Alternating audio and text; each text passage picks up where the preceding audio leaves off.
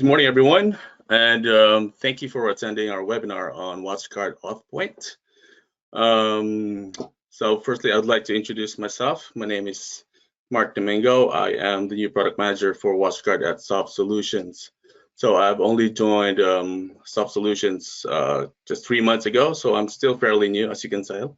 And but in saying that, I have been in the tech industry for quite a while now. I have worked for Microsoft specifically for around 8 years and a couple of roles. Way back in Malaysia, I was an account manager, and I joined Microsoft New Zealand as a modern workplace cloud BDM. And so yeah, with that, a few words from Anisha, who is our technical specialist for WatchGuard at Soft Solutions. Hi everyone, I'm Anisha and I'm the new technical specialist here at Soft Solutions. I have been here for 2 months, and previously I was working at Fujitsu. All right. And over to you. WatchGuard has 4 core security solutions. One is network security. We have multifactor authentication and secure cloud Wi-Fi and endpoint security, obviously. So I'm just going to run through that really quick, just in the interest of time, right? So for network security, we have our firewall appliances. So these are our fireboxes. I'm going to show you again, just in case you didn't hear me the first time. So this is a T35. Yes, T35 firebox, a tabletop, colored in signature firebox red or WatchGuard red. The red color adds an additional layer of security because it's always secure when it's red. And I would have shown you the rack mount firebox appliances myself, but they're quite heavy, they're big. So these are rack mount firewalls. So in settings that you might need to put like in a data center or whatnot, you can obviously use this for larger enterprises or mid-market organizations. And then you have your rugged firebox appliances, right? So the construction is better, the outside more protection, just in case it's put in a situation like in manufacturing or IoT environments where just a normal layer or casing of a rack mount doesn't fit. And in saying that, WatchGuard also offers cloud and virtual firewalls. So we have our Firebox V, which is a virtualized version of a firewall, and then your Firebox Cloud. Obviously, that's just the same thing, but just provides the same security as an on-premise firewall.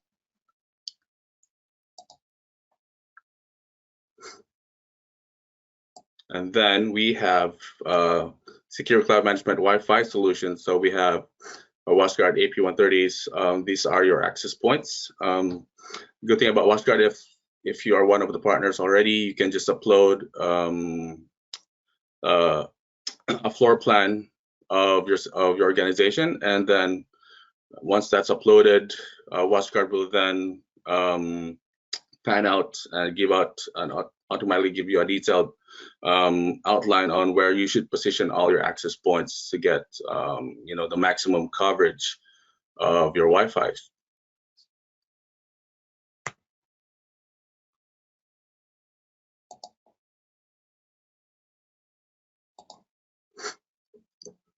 And moving on to WatchGuard endpoint security. So first, we have EPP, or endpoint protection. What it is, it's sort of like a next-gen, it's a next-gen antivirus. It protects all your devices from your laptops, your servers, and it's across all vectors. Protects all your emails as well, your network, your web, even your web and external devices. And then you have EDR, or endpoint protection and response. So this gives you a complete visibility into your endpoints and your servers. It monitors also it monitors and spots malicious activities too, so you also have that visible from your end. And lastly, you have EPDR, or endpoint protection, detection and response, which is a mix basically of both and it provides endpoint security, endpoint protection with the capabilities of being able to detect malicious threats, and and response capabilities as well to like threat detection, and then it minimizes or kills that threats for you. And next we have multi-factor authentication, which Anisha will do a demo after this. So what's included, like you have your authentication services, you can download it. You can download an app on your mobile devices. It has cloud management, and then also has an option for a hardware token. It includes identity management, user configuration, smart reporting, and obviously as a cloud-based single sign-on. Next would be, I'll show you what the partner portal home looks like later, but it comes in 4 segments. But first off, I'll show you what the WatchGuard One partnership portal looks like. So in here, in this section, you will see all the certs and tech certs, sales certs that you have taken. So like you can see here, all the sales certs I've taken. I think I've taken 5 of these. So like network security, MFA, all those that were advising me to take. I still need to take at least 2 more of the tech certs myself. And then from then on, you can also see the business tracker side of the portal. See the sales progress, the deals that you've closed, the rebates that you'll be getting with the deals that you've closed as well. And then your renewal side of things, if you have deals or accounts that needs renewal, so it will show here, the last 30 days, next 30 days, next 31 to 60, and lastly, it shows your leads. So I don't have leads to show up in here, but if you do have leads, it will all show up in here. But yeah, that's where the partner portal actually looks like from the website.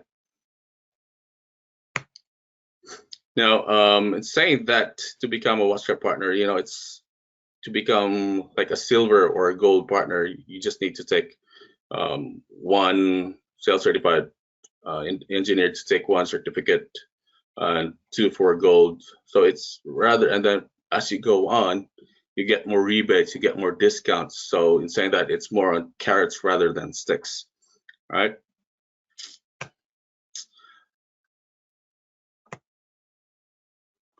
Yep. So I'll pass it on to Anisha to do the demo on WatchGuard AuthPoint.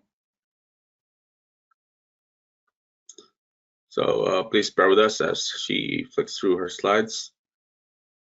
Thank you, Mark. And I will just, so before we dive into the demo for WatchGuard AuthPoint, I would like to just go through the importance of multi-factor authentication, as well as why WatchGuard AuthPoint is the best solution.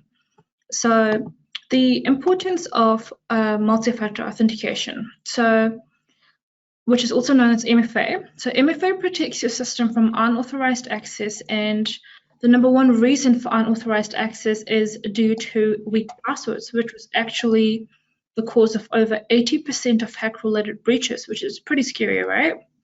And the reason weak passwords is a major reason is because a lot of users can be using the same password across many different sites, or they could be using a password that can be easily guessed. And if that password would fall into the wrong hands, then everything will be compromised if the password is extremely weak. So that just proves that passwords alone are not secure enough. And another reason MFA is really important is because of the rise of remote working due to the pandemic, COVID pandemic. And you just don't know, it's just more important to be more protected now more than ever, because you just don't know where the prying eyes can be coming from. And therefore you have to adopt a zero trust policy, which means you have to never trust and always verify no matter what circumstances. And this is where MFA comes in. So MFA secures your system by creating an extra barrier before you can log in, and forming an extra layer of security by requiring you to actually authenticate with additional steps instead of just a traditional password, you need multiple authentic factors, such as your password plus a QR code, push notification, and so on. So it creates the extra layer of security and requires more than one form of verification. So that's how important MFA is. And moving on to why WatchGuard AuthPoint. So WatchGuard AuthPoint is actually cloud-based, and it is deployed and managed in the cloud. And in that one cloud portal, you can literally do everything. You can track AuthPoint usage, you can track the licenses, the configurations, the settings, and as well as manage other WatchGuard products and solutions. Which means there's no on-premise software required, so it eliminates admin costs and complexity, making life easier for admins and users. Also, you might be asking, so why don't I just use Google Authenticator, Cisco Duo, Azure MFA? Well, the reason is, so a lot of these other MFA products in the market require very complex configuration and scripting, which is very time consuming, and you might have to have a lot of technical knowledge, or you might even need like a technical team. And some of these other MFA products in the market also use old technology, one of them being event-based one-time passwords, and this poses a major security risk because event-based means that the password that is generated is not, it doesn't expire until you generate a new one yourself. So it'll stay on the screen for as long as you leave it. And if someone were to get a hold of this generated password, then they can use this at a later time to gain access into the system. So that's not secure at all. One of the other key differences is with Google Authenticator, the QR code that is generated is not secure because that code, if I were to take a photo of the Google Authenticator QR code and send it to my friend can use that same photo with the code to then get into the system on my behalf, and that's exactly what we don't want happening. And that's where WatchGuard AuthPoint becomes the #1 option because not only is it extremely easy to configure in just a few easy steps and deploy, you can also manage everything in one cloud, which automatically makes it user-friendly. And it's the most secure also. So WatchGuard AuthPoint is most secure also because the one-time password is actually time-based, which means every 30 seconds at short intervals, a new unique password is generated, and the one after 30 seconds, the one prior expires. So if someone tried to use that password to get into the system on your behalf, they can't because the password's expired. So that's very safe. Another really good feature is WatchGuard AuthPoint uses mobile device DNA, which means the DNA is specific to each device. So if someone else were to try and use that same QR code to access the system, they won't be able to because the DNA will differ. And that's just the same as like my DNA. No one else can have the same DNA. So it's the same for the phone. The DNA that one phone will have, no other phone can have. So that will block access. And so the types of authentication methods offered by WatchGuard AuthPoint, apologies for that. There's 3 mobile DNA authentication options supported, as well as there's the hardware token option available. Now, a hardware token option is really good because it's good for environments where a smartphone cannot be used in, or if a user doesn't want to use a smartphone because they don't want work stuff on the phone, or if the user doesn't have a smartphone. For example, we have an end user who has a clinic, and in the clinic, all the nurses use hardware tokens, and that's because that environment doesn't allow the use of a smartphone. And with the hardware token, they can attach it to their badge, they can attach it to their pocket. It's just very easy for ease of use. And I'll just go over the types of authentication quickly that WatchGuard AuthPoint offers, and then we'll dive into the demo. So the most secure one offered is push notification. Now, so what this is when I go and type my password into my computer to get in, I'll be prompted with this screen here, as you can see in this image down below.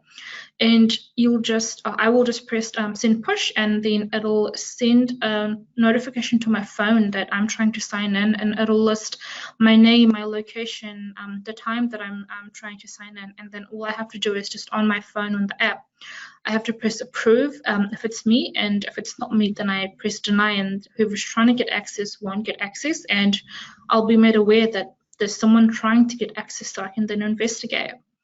And the next form of authentication is the QR code, and as I mentioned earlier, uses mobile DNA. So it's just a square bar of code, as you can see in the image, and that's that piece of code is only specific to that one phone, so no other phone will have that. So that's very secure. All you have to do is scan the QR code from either your phone's camera or open up the AuthPoint app, and there's an option on there to scan the QR code as well, and then you just have to enter a 6-digit code that's generated on your app onto the screen, and then boom, you're in. And lastly, the last step of authentication offered is a one-time password, and as I mentioned earlier, my apologies for that. As I mentioned earlier, it's time-based, so every 30 seconds the code will change, so that's very secure. And in terms of the hardware token, in terms of tokens, a user can have 20 software tokens and unlimited hardware tokens, so there's a lot of flexibility there. So let's move on to the exciting part, and that is the demo on WatchGuard AuthPoint. So I'll be covering a brief demo and just showing you how easy it is to configure AuthPoint in 5 easy steps. So let me just change over to my WatchGuard screen. Okay, there we go.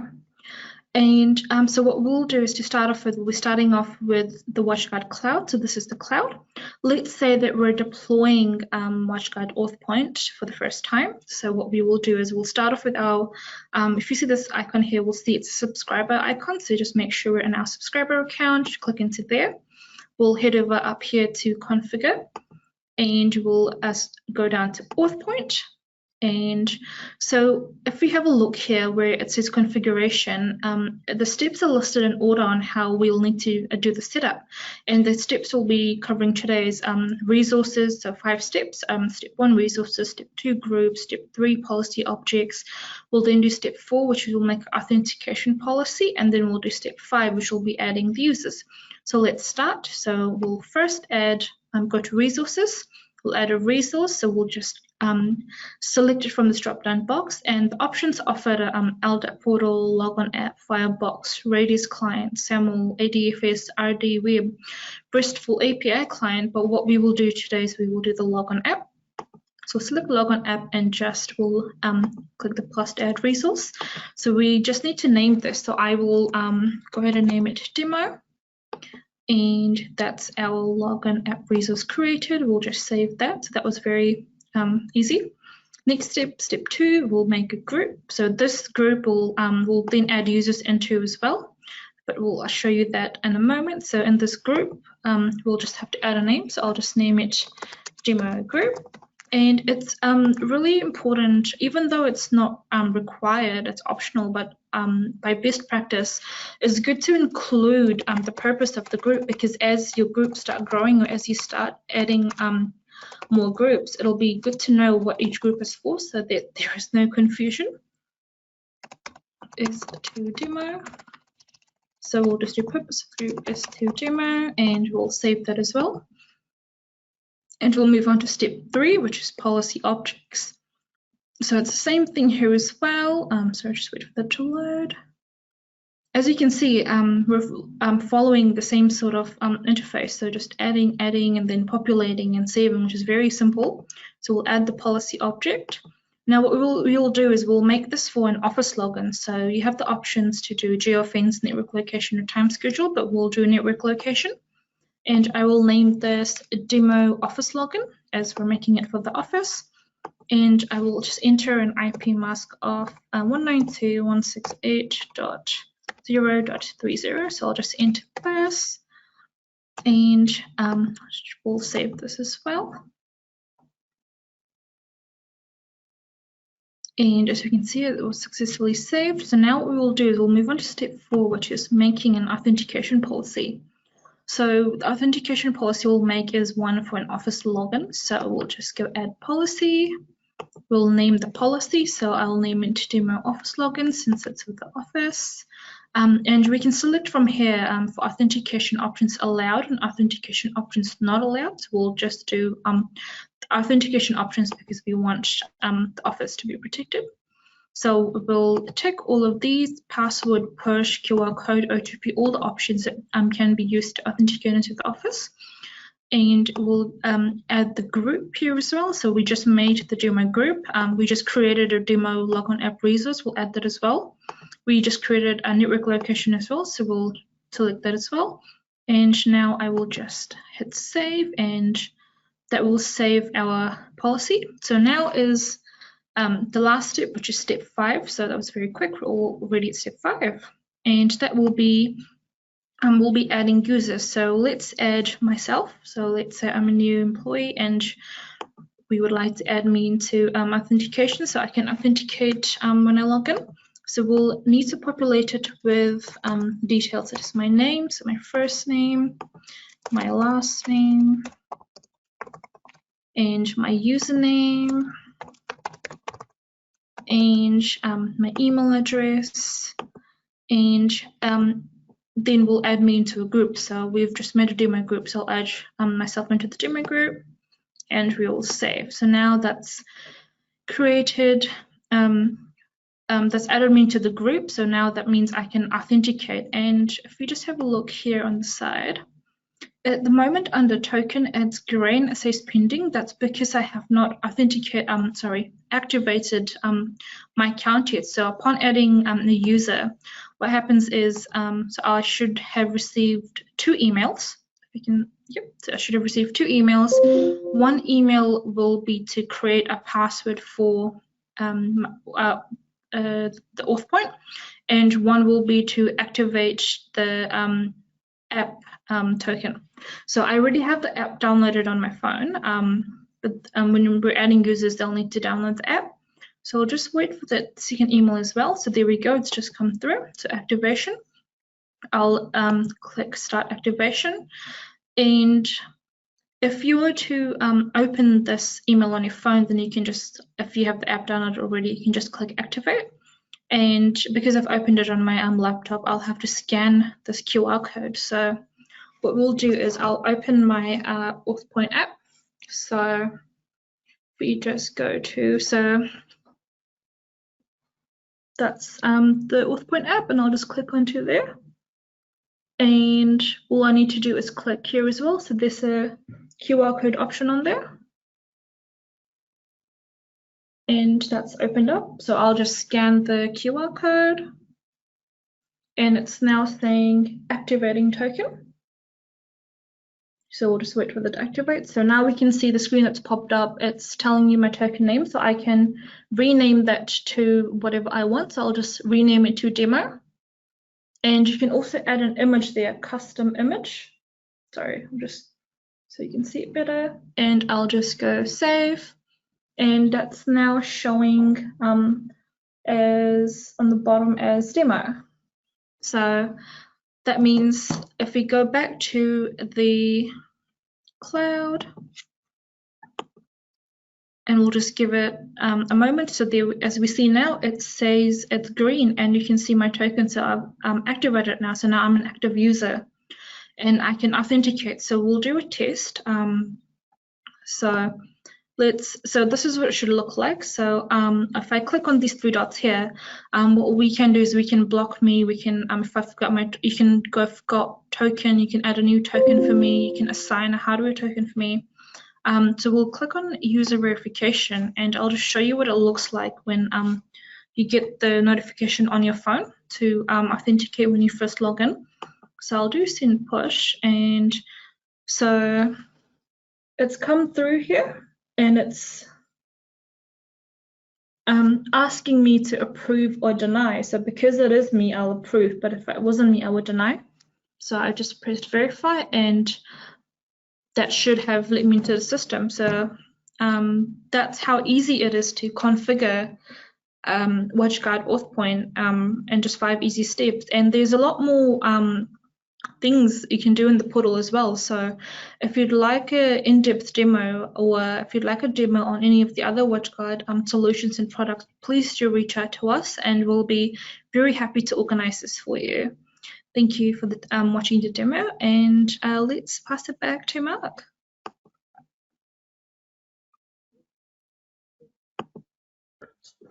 Yep. Thank you very much, Anisha, for that demo on WatchGuard AuthPoint.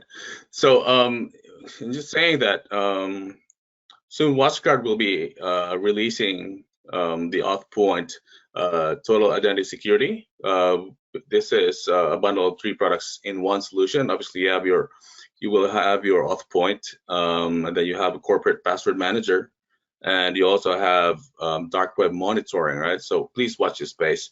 We'll definitely send out more details about that in hopefully in the next coming weeks. And if you do need some NFR demos, we can obviously arrange that for you as well. Please reach out and we can also help you how to become a WatchGuard partner, things that you need to be taking what certs and whatnot. So yeah, thank you very much for attending our webinar, and hopefully we'll catch you on the next one. Bye.